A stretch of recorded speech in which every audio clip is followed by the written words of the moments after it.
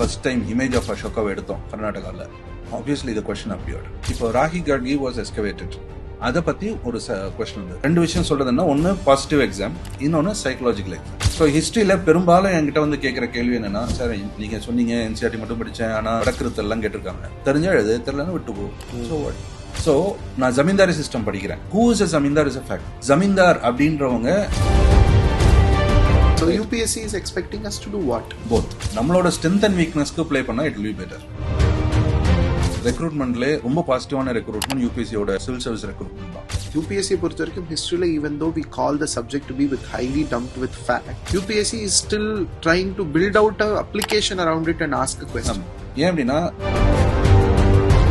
இந்த கொஸ்டின் ஏதோ ஒரு வகையில் it can be a silly logic, but if a candidate can have a spark over it, he can solve that particular answer even without any preparation. Not preparation kind of.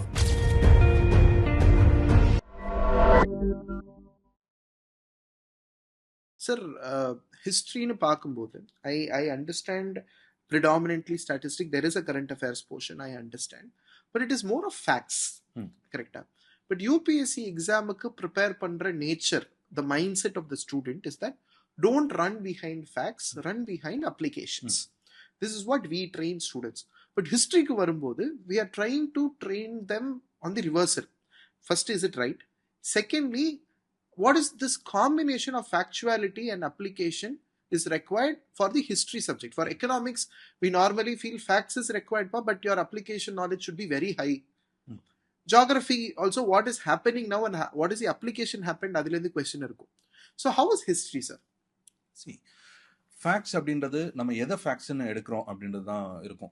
So இப்போ for example, இப்போ நான் ஒரு another subject, I should not compare, but still for understanding, இப்போ நான் polity எடுக்கிறேன்னு வச்சுக்கோங்க. Article படிக்காம என்னால பாலிட்டி படிக்க முடியாது. Article is a fact.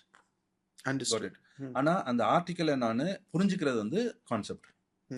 So நான் ஜமீன்தாரி சிஸ்டம் படிக்கிறேன். Who is a zamindar is a fact. And the zamindar அப்படின்றவங்க 4 விதமா இருந்திருக்காங்க அப்படின்றது concept. The word zamindar has been interpreted 12th centuryல ஒரு மாதிரி இன்டர்பிரேட் பண்ணியிருக்காங்க. 13th and 14th வேற மாதிரி இருந்திருக்காங்க. முகல் பீரியட்ல 16th வேற மாதிரி இருக்காங்க. 18th centuryல when British were administering, there was different connotation for ஜமீன்தார். இந்த 4 விதமான ஜமீன்தாரை நான் புரிஞ்சுக்கிட்டேன்னா அது அனாலிசிஸ். ரைட். ஹூ இஸ் ஜமீன்தார் அப்படின்னு படிச்சேன்னா அது fact. Okay, so right. UPSC is expecting us to do what? Both. Because இப்போ ரீசெண்டாக ஒரு கேள்வி வந்தது, they compared zamindar with Jagirdar. So independently I know who is a zamindar, but when I read a statement I need to have an analysis over zamindar. So இந்த ஃபங்க்ஷனை ஜமீன்தார் பண்ணியிருப்பாரா, எப்படி தெரியும்? நான் ஜமீன்தார் யாருன்னு தெரிஞ்சிருந்தா எனக்கு தெரியும். Understood. கரெக்ட். ஸோ இந்த 4 ஸ்டேஜில் ஜமீன்தார் வந்திருக்காங்க. இதில் ஏதாவது ஒரு ஜமீன்தார் இந்த ஃபங்க்ஷனை பண்ணியிருப்பாங்களா? ஸோ பண்ணலை. அப்போது it may not be possible. அப்போ ஜாகிர்தார் பண்ணிடலாமா? பண்ணலாம். So that is where the logic is. Okay okay correct. இப்போது ஜாகிரில் நிறைய ஜாகிர் இருக்குது. லேண்ட் கிராண்டில் different types of land grant இருக்கு. அப்போது என்னென்ன லேண்ட் கிராண்ட் இருந்ததுன்னு நான் படித்தேன்னா அது ஃபேக்ட். எதுக்காக இந்த மாதிரி லேண்ட் கிராண்ட் இருந்ததுன்னு படித்தா அது அனாலிசிஸ். ரெண்டுத்துலையுமே கேள்வி இருக்கு. ஓகே okay, so UPSC பொறுத்த வரைக்கும் ஹிஸ்டரியில even though we call the subject to be with highly dumped with fact, UPSC is still trying to build out a application around it and ask a question. இன்னொன்று, நீங்கள் எந்த சப்ஜெக்டாக இருந்தாலும் UPSC பொறுத்த வரைக்கும் what I say is that UPSC is a very positive exam. ரெக்ரூட்மெண்ட்லேயே ரொம்ப பாசிட்டிவான recruitment யூபிஎஸ்சியோட சிவில் சர்வீஸ் ரெக்ரூட்மெண்ட் தான்.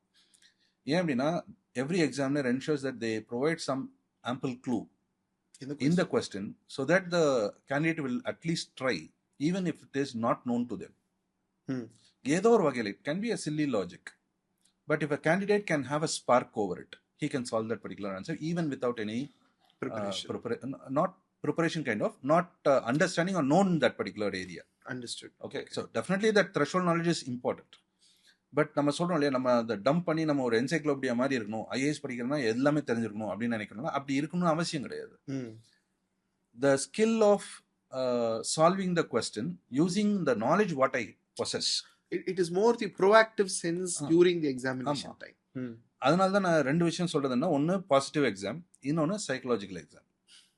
Okay, it is purely psychological exam. On that day, I have this is my resource. You ask any question using my resource, I just answer your question. Okay. Right. Super. So how I am going to decide? ஏன்னா இதான் உங்க வாழ்க்கையில கடைசி வரைக்கும் இருக்க போறது. ஏன்னா as an officer you have only limited resources. You may be powerful. You can dispose any resource. Many resources will be at your disposal. நீங்க கண்ணா செய்வல பல ரிசோர்ஸஸ் நடகரும். ஆனாலும் உங்ககிட்ட லிமிட்டட் ரிசோர்ஸ் தான். ஆனா பிரச்சனை தலைக்கு மேல இருக்கும். அப்ப அந்த பிரச்சனையை ஒன்னொன்னுக்கும் உங்ககிட்ட இருக்க ரிசோர்ஸ்ல நீங்க எந்த ரிசோர்ஸை பயன்படுத்தி எப்படி டிசைட் பண்ணி பண்ணுவீங்க? அதுதானே உங்க வாழ்க்கை பூரா செய்ய போறீங்க பாலிசியில. அதுதான் கொஸ்டின்ல செய்ய போறீங்க. உங்களுக்கு தெரிஞ்சது இவ்வளவுதான். கேள்வி கேட்டாச்சு. அந்த கேள்விக்கு எங்க இருந்து கேட்டாங்களா எனக்கு தெரியாது. ஆனா எனக்கு தெரிஞ்ச விஷயத்த வச்சு அந்த கேள்வியில இருக்கக்கூடிய சில க்ளூ வச்சு I try to answer that, think over, use my intelligence, I try to decide and I try to derive the answer precisely. So decision, precision, using intelligence. இது 3 விஷயம் தான் பிலிம்ஸ். அதனால தான் உங்களுக்கு சிசாட்ல எல்லாம் டெசிஷன் மேக்கிங் கேள்வியே இப்போ கேட்கறது இல்லை. ஏன்னா உங்களுக்கு இருக்கிற 100 கேள்வியுமே டெசிஷன் மேக்கிங் தான். Right? Because you need to decide. How you decide? Only with my knowledge, what I possess. Super. So அந்த limited possessing knowledgeல நான் என்ன எனக்கு தெரியுமோ, கேள்வி என்ன கேட்டிருக்காங்களோ அதுல என்னால் சால்வ் பண்ண முடியும். முடிஞ்சா பண்ணுவேன், முடியலன்னா விட்டுடுவேன். அதுவுமே decision making தான் sir. To take that question and not is also part of the decision making. Whether I am going to involve principle of exclusion or elimination நான் ஏதோ ஒன்று நகர்த்திட்டு ஆப்ஷனை யூஸ் பண்ணி நான் சால்வ் ப்ராபபிலிட்டி இன்க்ரீஸ் பண்ணி solve பண்ணுறேன். இல்லை சார் இந்த கொஸ்டின் எனக்கு வேண்டாம், நான் 60 கேள்வி எடுத்தாலே போதுன்றாங்க, 40 கேள்வி இருக்கு விடலாம், அதில் ஒன்று இது 2 போகுது, அந்த மன தைரியம் வருது இல்லை, அதுவுமே முக்கியம் எக்ஸாமில். அந்த மன தைரியம் இல்லாததுனால தான் 100 கேள்வி அட்டன் பண்ணிடுறோம். 100 கேள்வி அட்டன் பண்ணும்போது என்ன ஆகும்னா நெகட்டிவ் மார்க்கிங் மாட்டிக்கும். ஸோ ஹிஸ்ட்ரியில் பெரும்பாலும் என்கிட்ட வந்து கேட்குற கேள்வி என்னென்னா, சார் நீங்கள் சொன்னீங்க என்சிஆர்டி மட்டும் படித்தேன், ஆனால் இந்த வடக்கிருத்தெல்லாம் கேட்டிருக்காங்க, தெரிஞ்சா எழுது, தெரியலன்னு விட்டு போ. So what?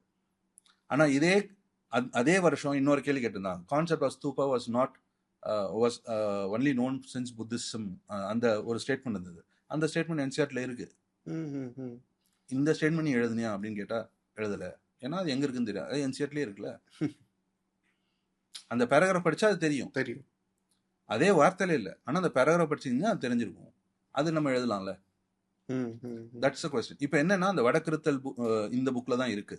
அப்போ இந்த புக்ல அப்போ இன்னைக்கு இந்த புக்ல எடுப்பாங்க, நாளைக்கு வேற புக்ல எடுப்பாங்க. கரெக்ட். என்சிஆர்டி விட்டு நான் வெளியில போகணும் முடிவு பண்ணிட்டா I can go for n number of sources. Super. You cannot move behind sources. Right? The idea is you need to equip yourself by knowledge and skill. So equipping knowledge is NCERT. That's enough. அது UPSC சொல்லுது. NCERTன்னு பேர் தான் சொல்ல வழிய அவங்க என்ன சொல்றாங்க, special knowledge வேணும்ட்டாங்க. அப்போ நம்ம ஸ்கில்ல தான் வளர்க்கணும். That's where we need to be more.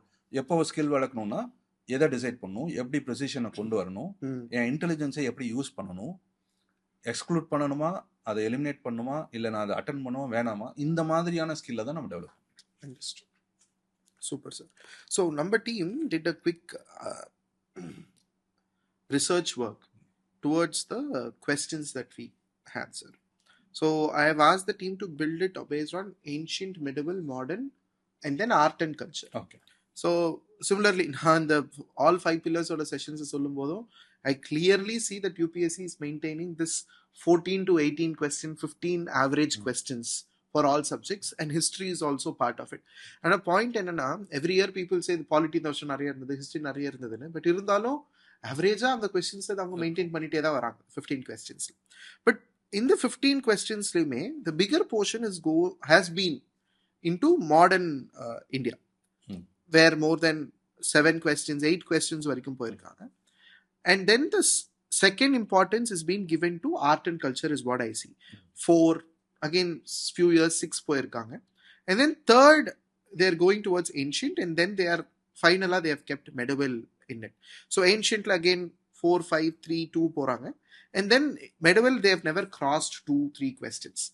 So if this is the pattern of how UPSC asking, adhaadu first importance is given to modern, followed by art and culture, followed by ancient, and followed by medieval, is what is the numbers are stating. But as a faculty whom you are handling and how you are seeing UPSC is being evolved these many years and how you're training the students.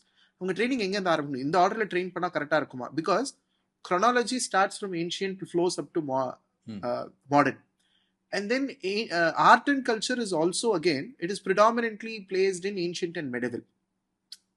So அந்த angle பாத்தீங்கன்னா ancient medieval அவன் third and fourth வச்சிருக்கணும், but art and culture second priority வைக்கிறான். So when someone is starting that preparation, history prepare பண்ண ஆரம்பிக்கும் பொழுது, is it a chronological method that he need to study so that he can have a good knowledge of the events in order so that the guessing work becomes better? Or they should go based on the numbers. Okay, let me complete revolt லேருந்து independence வரைக்கும் நான் first படிச்சிடுறேன், அதுக்கப்புறம் I will go read all the art, and then I'll go read the other subjects. Is it right? Or chronology is right? So what's your take, sir? See, I want to have three things here. So one, generally chronology is easier to remember, right? So bits and pieces படிக்கிறதோட ancient India, middle India, modern India, and the ancient குள்ள so ஒரு integration ஒரு disintegration, right? அப்படிதான் வரும். So integration as such Maurya integrators or disintegration ko integration ko disintegration. Oh, okay. That's so the that pattern. is how pattern. So Mauryas, post Mauryas, Guptas integration, post Guptas is a disintegration. Then early medieval integration starts with Delhi Sultanate, and then Sultanate falls, Mughals come, Mughal fall, okay. Then British Empire falls, right? So this is how the pattern is. So you can remember segment by segment in a chronological manner. So that is easier thing. But beyond numbers, say numbers will be there. Yes, of course, as you have a detailed numbers, freedom struggle is a most important part, especially 19, even to be precise, 1930 to 1940. You can see n number of questions. And Cripps mission. Every year there will be a Cripps mission question. If you just go beyond, when you check between 2009 to 2013-14, almost every year you have one Cripps mission question, right? So that many, even specific topics, you can just get it down. But the thing is, what I feel is beyond these numbers, that is what happens to ancient, medieval, or modern, they will fall for the trend. So what they will do is, today ancient will not be there, tomorrow medieval will not be there. That will be the trend. Even when I was a student, when I started mentoring, and now the same trend prevails. Okay, the mindset of the people prevails. But what I concentrate mostly is, rather than these numbers, I go for the pattern of the question, what they actually ask. That was my follow-up question. Right?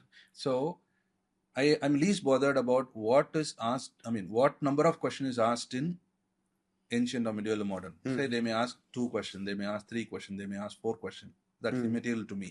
But what they actually ask is definitely the area where you need to concentrate on. Because, say, modern India, yes, of course, as you mentioned, standardly there may be around 5 questions they would have asked.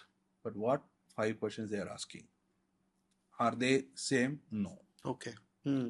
2000, you can clearly see a difference in UPSC question paper before 2005. 2005 to 2010. 2010 to 2013. 2013 onwards. And especially recent days. 2020, 21, 22. There is a difference in what they ask in every subject, every question. So the ancient, medieval, modern வந்து timeline decide பண்ணாலும் question formats or question areas have been changed, and that is important. Simple. இன்னைக்கு 2 question கேட்டோம், நாளைக்கு 3 question கேட்டோம். அது எனக்கு பிரச்சனை இல்லை. கேட்காம கூட இருக்கட்டும். That's immaterial. ஏன்னா யாரும் போய் கேட்க முடியாது, ஏன் ஹிஸ்டரி வந்து கேள்வி கேட்கல அப்படின்னு. That's not at all a problem. ஆனா ஏன்ஷியன் இந்தியாவில் முன்னாடி எப்படி புத்திசம்ல கேட்டாங்க, you check questions for Buddhism before 2013, right? Especially 2015. 2005 to 2015, almost 10 years. Question is completely conceptual. That is, conceptualனா நம்ம அப்படியே புத்திசம்ல ஊறணும், அந்த மாதிரி இருக்கும் கான்செப்ட்ஸ்லாம். Purely go to the concepts of, if you understand Buddhism, it is enough. இப்போ question அப்படி கிடையாது. The question is not at all conceptual. They go into the various contributions of Buddhism. இப்போ நான் வெறும் கான்செப்ட் மட்டும் போய் புத்திசம் அட்டன் பண்ணால் என்னால் அட்டன் பண்ண முடியாது. So now I need to change my studying perspective. I should not stop with mere concepts of Buddhism. I need to go beyond that. So லிட்ரேச்சரில் என்னென்ன கான்ட்ரிபியூஷன் இருக்குது, புத்திசம் எப்படி உடஞ்சுது, அதில் 18 வகை இருக்குது, அதில் ஒன்று ஒன்றா கேட்க ஆரம்பிச்சிருக்காங்க. முன்னாடி வெறும் ஜெயினிசம்ல தீர்த்தங்கராஸ் மட்டும் கேட்டாங்க, இப்போ they go beyond that.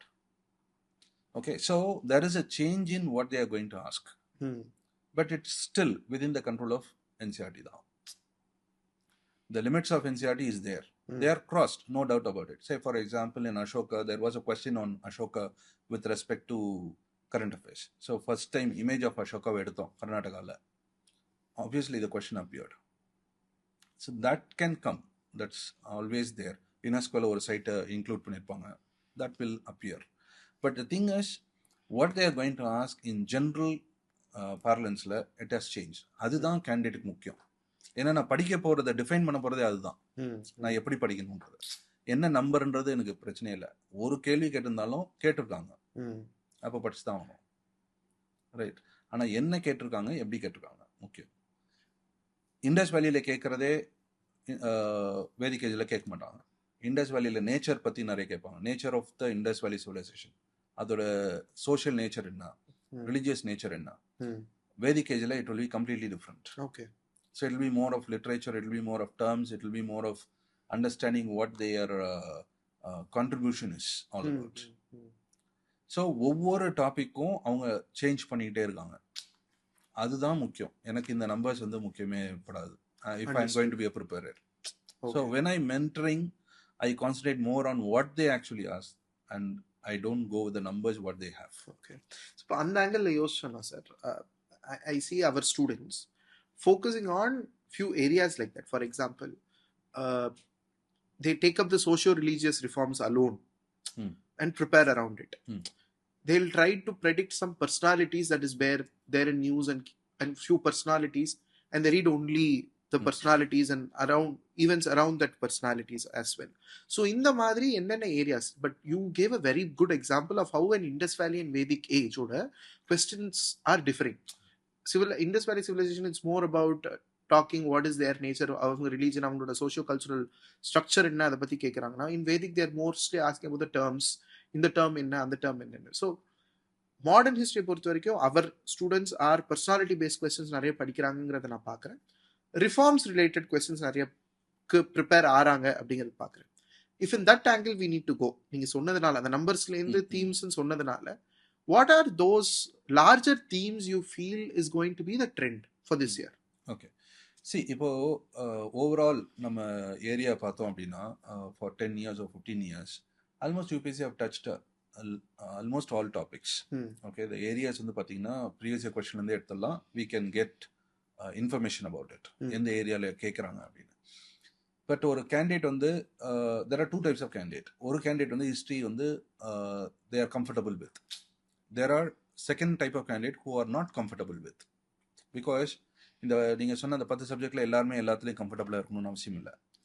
அப்போது யார் கம்ஃபர்டபுளாக இல்லையோ, ஹிஸ்ட்ரி என்னால் முழுசாக படிக்க முடியாது, ஆனால் நான் விட்டுட்டு போக முடியாது, because there will be around 10-15 questions. Out of 15 questions is significant. 10-15 questions ஆவரேஜாக கேட்டுக்கிட்டே இருக்காங்க. அப்போ என்னால் முழுமையாக விட முடியாது. For them, as you mentioned, they can go with pockets. And those, as I mentioned, modern Indiaன்னு வரும்போது it will be from the reverse to the front. That is 1930-40 இருந்து ரிவர்ஸில் வரணும். That is the order of question. So more questions will be 1930-40, then 1920-30, then 1900s to... அது chronologically prepare பண்ணலாம். See, chronology is easy என்னை பொறுத்த வரைக்கும். அதுதான் easiest way to handle history. நீங்கள் பிட்ஸ் அண்ட் பீஸஸாக பண்ணும்போது என்ன சிக்கல் வரும்னா, கண்டெம்பரரிஸ் கேட்கும்போது மாட்டிக்குவாங்க, குரோனாலஜி கேட்கும்போது மாட்டிக்குவாங்க. ஏன் அப்படின்னா, மாடர்ன் இந்தியா வரும்போது குரோனாலஜிஸ் ஆர் மந்த் வைஸ். இப்போ 1930-40 பார்த்தீங்கன்னா ஒரே மாதத்தில் நிறைய ஈவெண்ட் நடக்கும். அக்டோபர் 1939 3-4 ஈவெண்ட் நடக்கும். 1940 ஒரே வருஷத்தில் பார்த்தீங்கன்னா ஒரு 20 ஈவெண்ட் நடக்கும், முக்கியமான ஈவெண்ட்ஸே. ஸோ அந்த மாதிரி வரும்போது நம்ம மாட்டிக்குவோம். கண்டெம்பரரி கொஷின்ஸ் கூட யார் இருந்தாங்க, இப்போ சாத்தவானாஸ் நம்ம தனியாக படிக்கிறோம், சுங்காஸ் தனியாக படிக்க போகிறோம் அப்படின்னா 2 பேரும் பேரலாக இருந்தாங்கன்ற நமக்கு கான்ஷியஸாக தெரியணும். தெரியலன்னா சிக்கல் ஆகிடும். இப்போது சிம்பிள், நான் இப்படி சொல்கிறேனே, நம்ம வந்து அட்வென்ட் ஆஃப் யூரோப்பியன்ஸ் தனியாக தான் படிக்கிறோம். கரெக்ட். எப்போன்னா மாடர்ன் இந்தியாவோட சேர்த்து படிக்கிறோம். பட் ஆக்சுவலாக அது நடந்தது எப்போ? Way back. இப்போ நான் ஒரு குரோனாலஜி கேள்வி கேட்குறேன்னு வச்சுக்கோங்களேன். Invasion of Babar, arrival of Portuguese முன்னாடி, இன்வேஷன் ஆஃப் பாபர் அப்புறம். இப்போ இதே இது நான் வந்து அட்வென்ட் ஆஃப் யூரோப்பியன்ஸ் நம்ம மாடர்ன் இந்தியாவில் படிக்கிறனால, இது மாடர்ன் இந்தியாவில் தானே படிக்கிறோம், பாபர் தான் மிடில் இந்தியாவில் வந்துட்டாரு, அப்போ பாபர் ஃபர்ஸ்ட் போர்ச்சுகல்ஸ் நெக்ஸ்ட்னு போட்டதுக்கு எவ்வளோ நேரம் ஆகும்? Got it. ஸோ அதனால தான் நம்ம என்ன சொல்கிறோம், குரோனாலஜி வில் பி பெட்டர். ஏன்னா உங்களுக்கு ஒரு சிக்னிஃபிகண்டாக ஓகே இது வந்துட்டு, ஆனால் அது வந்து நம்ம பின்னாடி படிக்க போகிறோம். புரியுது. ரைட். இது மாதிரி நிறைய விஷயங்கள் நடந்திருக்கு. இப்போ சங்க இலக்கியத்தில் ஒரு கேள்வி, வாட் யூ கால், சேரன் செங்குட்டனோயும் சாத்தவாகனத்தையும் கம்பேர் பண்ணிட்டாங்க. இப்போ நம்ம இது படிக்கிறது வந்து தனியாக படிக்கிறோம். Sangam age separately learned. Cheran Senguttuvan வந்து சதகரணியோட கண்டெம்பரரியான ஒரு கேள்வி. இப்போ திடீர்னு அந்த எக்ஸாம் ஹாலில் இவங்களுக்கு சம்மந்தமே இருக்க மாதிரி இல்லையா, நம்ம தனித்தனியால படிச்சிருக்கோம், அந்த மாதிரி ஒரு சிக்கல் வந்துடும் பிட்ஸ் அண்ட் பீஸில் படிக்கும்போது. அந்த பிட்ஸ் அண்ட் பீஸ் யார் படிக்கணும் அப்படின்னா, எனக்கு ஹிஸ்ட்ரி வராது ஆனால் இந்த மாதிரி ஒரு ஏரியாவுக்கு போகணும், ஃபுல் ப்ரூஃப், அது வந்து ஒரு பாக்கெட்ஸ், இம்பார்ட்டன்ட் பாக்கெட்ஸ் படிக்கணும்னா படிக்கலாம். But if you really are comfortable with, go with chronology best. அதான் ஈஸி. எல்லாம் ஈஸியாக படிக்கலாம். இப்போ முகல்னு எடுத்துக்கிட்டிங்கன்னா அவுரங்கசீப் அண்ட் அக்பர், இதை தாண்டி பெருசாக கொஸ்டின்ஸ் இல்லை. அவங்களோட சோஷியோ எக்கனாமிக் இது. டெல்லி சுல்தானை எடுத்திங்கன்னா ஒரு 5 பேர். So you have Iltutmish, Alauddin Khalji, Balban, Muhammad Tughlaq, Feroz Tughlaq, இது மாதிரி ஒரு ஹேண்ட்ஃபுல் ஆஃப் பீப்புள். ஸோ இது மாதிரி ஒவ்வொரு இடத்துலையும் இருக்கும். அவங்களுக்குள்ளேயே தான் கொஷின்ஸ் ரிவால்வ் ஆகிட்டு இருக்கும். என்ன அவங்கள நேரடியாக கேட்க மாட்டாங்க. Maybe they will be asking around the socio economic reforms what they did, அப்படி இருக்கலாம். அது மாதிரி பாக்கெட்ஸ் எடுத்து கொடுக்கலாம். ஆனால் அது யாருக்கு ஹெல்ப்ஃபுல்லாக இருக்குன்னா, ஜஸ்ட் ஐ வாண்ட் டு கம்ப்ளீட்டாக 10 கேள்வியும் நெக்லெக்ட் பண்ண வேணாம், ஒரு அட்லீஸ்ட் ஒரு 2-3 கேள்வி அட்டன் பண்ணலாம் அப்படின்றவங்களுக்கு ஓகேயா இருக்கும். புரியுது. ஓகே. ஆனால் அது மட்டுமே ஸ்ட்ராட்டஜியை வச்சுட்டு போகும். That's wrong. Because every subject as it's. இப்போ என்னோட அனுபவத்தில் எப்படின்னா, ப்ரிடாமினெண்ட்டாக நம்ம ஒரு ஸ்ட்ராட்டஜி வச்சுட்டு போவோம், பாலிட்டியில் நிறைய கேள்வி அட்டன் பண்ணுவோம் அப்படின்னு. ஆனால் அன்னைக்குன்னு பார்த்தீங்கன்னா பாலிட்டியை விட நம்ம எக்கனாமி தான் நல்லா பண்ணியிருப்போம். Because it's always a contingency approach which will work on the day of exam. So அதனால் அந்த மாதிரி பிளானிங்லாம் இல்லாமல் நம்மளோட ஸ்ட்ரென்த் அண்ட் வீக்னஸ்க்கு ப்ளே பண்ணால் it will be better. Understood sir. Don't go with the strength and weakness of the exam, but rather your own strength and weakness of the. இப்போ நம்ம என்ன பண்ணுறோம்னா, எக்ஸாமில் இந்த மாதிரி கேட்குறாங்க, அப்போ நான் அந்த மாதிரி ப்ளே பண்ணுறேன் அப்படின்னு, அந்த மாதிரி இல்லாமல் எனக்கு இது வரும் பார்ப்போம் எப்படி இருக்குது. ஏன்னா கண்டிப்பாக எல்லா சப்ஜெக்ட்லையும் எல்லாமே வரதானே போகுது. That's how the logic is. Understood. UPSC prepare பண்ண நம்ம aspirants, they're obsessed with current affairs, but it is very less. ஆனா from historical perspective அப்படினு சொல்லணும்னா, what are those? See, historical perspective அப்படினு வரும்போது I will say, sir, our students have few questions for you sir. Okay, நான் நோட்ஸ்ன்ற பேர்ல அந்த book திருப்பி எழுதிருப்பேன். Veranda IAS, where your dream becomes reality.